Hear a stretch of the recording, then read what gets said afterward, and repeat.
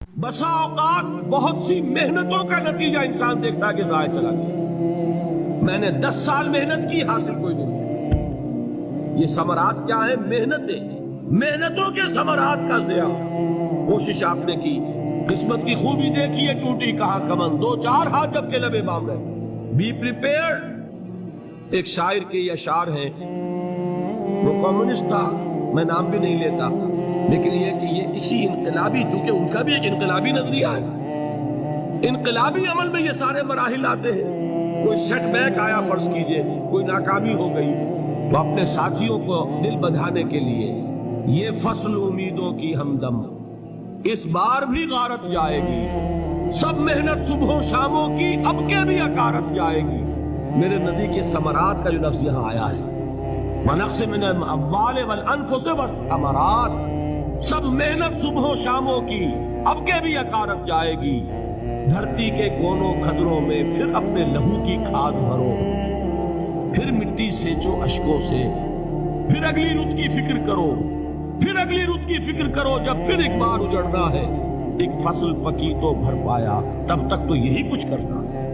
ایک مقصد ہے سامنے، انقلاب برپا کرنا ہے۔ ایک کوشش ناکام ہو جائے کوئی پرواہ نہیں، نیکسٹ، پھر تیار رہو ناکامی کے لیے۔ ایسا نہ ہو جو انگریزی میں کہتے ہیں hope for the best but be prepared for the worst.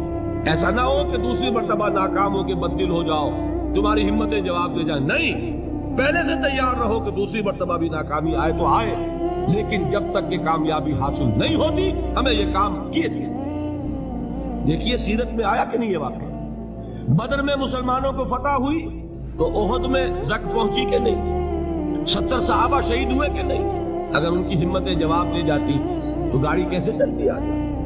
تو فرمایا وَلَنَبْلُوَنَّكُمْ بِشَيْءٍ مِّنَ الْخَوْفِ وَالْجُوعِ وَنَقْصٍ مِّنَ الْأَمْوَالِ وَالْأَنفُسِ وَالثَّمَرَاتِ، ہم تمہیں لازم آزمائیں گے، خوف کی کیفیت سے، فقر و فاقے کی کیفیت سے، بھوک سے، جان کے نقصان سے، مال کے نقصان سے، محنتوں کے حاصل کے ضائع ہو جانے سے۔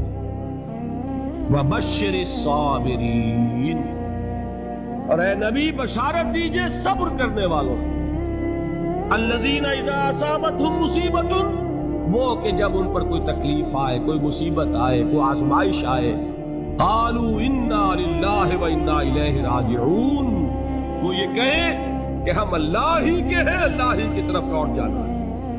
یہ وہی انداز ہے جو میں نے فارسی کا شعر سنایا تھا آپ کو کہ سر تسلیم خم ہے جو مزاج یار گیا، وہ ہمارا مولا ہے، ہمارا آقا ہے، اگر اسے یہی منظور ہے تو ہمیں بھی یہی منظور ہے۔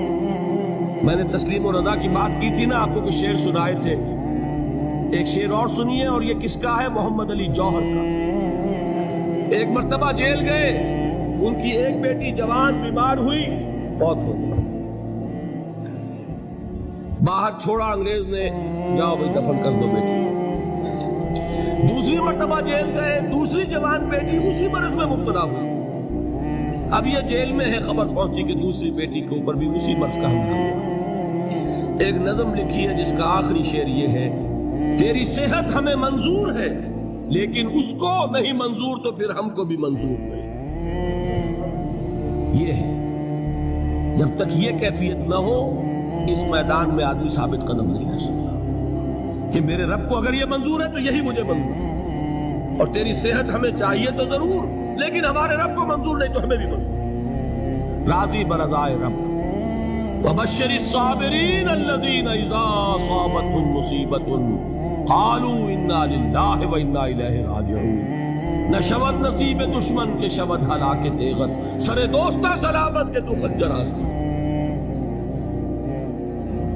اولئک علیہم صلوات من ربہم ورحمہ، یہی ہے وہ لوگ جن پر ان کے رب کی طرف سے عنایتیں ہیں اور رحمتیں ہیں۔ وَأُولَئِكَ هُمُ الْمُهْتَدُونَ، اور یہی ہے وہ لوگ جو کامیاب ہونے والے ہیں، ہدایت پانے والے، ہدایت یافتہ۔ اسی سورہ بقرہ میں ذرا آگے چل کر، یہ تو ہے 20واں رکوع، 19واں رکوع، 21ویں رکوع کی پہلی آیت ہے، لَيْسَ الْبِرَّ أَن تُوَلُّوا وُجُوهَكُمْ قِبَلَ الْمَشْرِقِ وَالْمَغْرِبِ وَلَكِنَّ الْبِرَّ مَنْ آمَنَ بِاللَّهِ وَالْيَوْمِ الْآخِرِ وَالْمَلَائِكَةِ وَالْكِتَابِ وَالنَّبِيِّينَ وآتى المال على حبه ذوي القربى واليتامى والمساكين وابن السبيل والسائلين وفي الرقاب وأقام الصلاة وآتى الزكاة والموفون بعهدهم إذا عاهدوا والصابرين في البأساء والضراء وحين البأس. اب یہ آیت جو ہے سورۃ العصر میں جو مضامین آیت ہے سارے اس میں موجود ہیں. وہاں ایمان کا لفظ آیا، یہاں 5 ایمانیات کی تفصیل آ گئی، اعمال کی تفصیل آئی، اور آخری بات وہاں کیا ہے وَتَوَاصَوْا بِالصَّبْرِ، اور یہاں کیا ہے وَالصَّابِرِينَ فِي الْبَأْسَاءِ وَالضَّرَّاءِ وَحِينَ الْبَأْسِ، اور صبر کرنے والے. اصل نیکی ان کی ہے جو صبر کرے، کس میں؟ جنگ کے وقت. ذرائے باسائے، باسا کہتے ہیں فقر اور فاقہ. واحد آئے گا باس تو اس کے معنی جنگ، اور باسا جمع میں آئے گا تو فاقہ فقر بھوک. اور ذرائے جسمانی تکلیف، ضرر جسمانی تکلیفوں میں صبر کرنے والے، فقر اور فاقے میں صبر کرنے والے، اور جنگ کے وقت صبر کرنے والے. اولئک الذین صدقوا واولئک هم المتقون. یہ ہے وہ لوگ جو صبر کرنے والے ہیں، یہ ہے جو سچے ہیں، جو اپنے دعوے میں نیکی کے اور ایمان کے صادق ہیں، اور یہی وہ لوگ ہیں جو متقی ہیں. اگلی سورت ہے سورہ آل عمران، اس میں 2 لفظ آئے ہیں آخری آیت، یا ایھا الذین آمنوا اصبروا وصابروا ورابطوا واتقوا اللہ لعلکم تفلحون.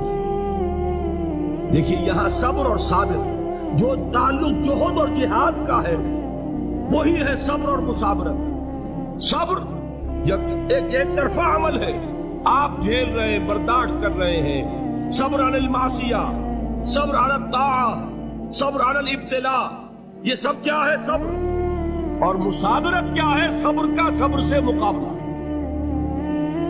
یہ سورہ آل عمران اب وقت نہیں ہے، میں آپ کو سناتا اللہ تعالیٰ نے کیسے کیسے مسلمانوں سے کہا، مسلمانوں تمہیں زک پہنچی ہے تو انہیں بھی تو پہنچی تھی. ان کے 70 نہیں مارے گئے تھے بدر میں؟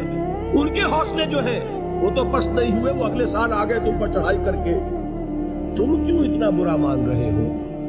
تمہارے دل اتنے زخمی کیوں ہو گئے؟ تمہیں تکلیف پہنچتی ہے تو انہیں بھی پہنچتی ہے.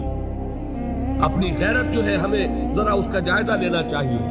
لوگ باطل نظریات کے لیے کتنی قربانیاں دے رہے ہیں، لوگ باطل چیزوں کے فروغ کے لیے کتنی محنتیں کر رہے ہیں. جیسا کہ میں نے ابھی کہا تھا، اسی غیرت کو چیلنج کرنے کے لیے، ذرا آپ کی حمیت دینی کو جوش دلانے کے لیے، قادیانی نوجوان کتنی تعداد میں اپنے آپ کو دین کے لیے وقف کرتا ہے، اور آپ کتنے نوجوان ہیں جو اپنے آپ کو دین کے لیے وقف کرتے ہیں. اور وہ کھاتے پیتے گھرانوں کے لوگ. یہ نہیں ہے کہ اگر کوئی اور کام نہیں کر سکتا تو پھر یہ ہے کہ وہ دین کے کام میں لگتا ہے. باصلاحیت لوگ، کھاتے پیتے لوگ، ذہنی استعداد رکھنے والے لوگ، اونچے گھرانوں کے لوگ، وہ وقف کریں اپنے آپ کو دین کے لیے. اس کے بغیر کیسے باہر آ جائے گی، کیسے رونق آئے گی؟ تو دنیا میں باطل نظریات والے جو ہیں، یہ بات کہی گئی ہے، مسلمانوں تم اگر توحید کے لیے لڑ رہے ہو، دیکھتے نہیں ابو جہل کو، اس نے گردن کٹوائی ہے شرک کے لیے، شرک کے لیے گردن کٹوائے، اور تم توحید کے لیے گردن کٹوانے کو تیار نہ ہو. اس نے گردن کٹوائی کہ نہیں کٹوائی؟ اور کس طرح کٹوائی ہے؟ کیونکہ بڑا متکبر قسم کا، فرعون قسم کا شخص تھا. جب گردن کاٹنے لگے تو کہتا ہے ذرا نیچے سے کاٹنا، تاکہ جب تم نیزے کے اوپر چڑھاؤ میرے سر کو تو اونچا نظر آئے، معلوم ہو سردار کا سر. وہ بدبخت مرتے ہوئے بھی جو اس کی کیفیت تھی نا، اس کو ذہن میں رکھا. تو یہ اس لوگوں نے قربانیاں دی، جانے دی.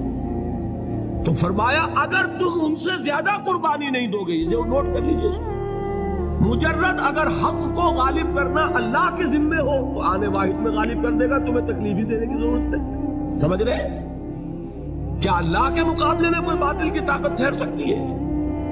یہ تمہارے ایمان کا امتحان ہے، یہ تمہارے خلوص کی آزمائش ہے، یہ تمہارے امتحان کا ثبوت درکار ہے کہ اللہ تعالیٰ دیکھنا چاہتا ہے تم اس کے لیے اپنی جانیں قربان کرنے کو تیار ہو کہ نہیں، تم اس کے لیے تن من دھن لگانے کو تیار ہو کہ نہیں.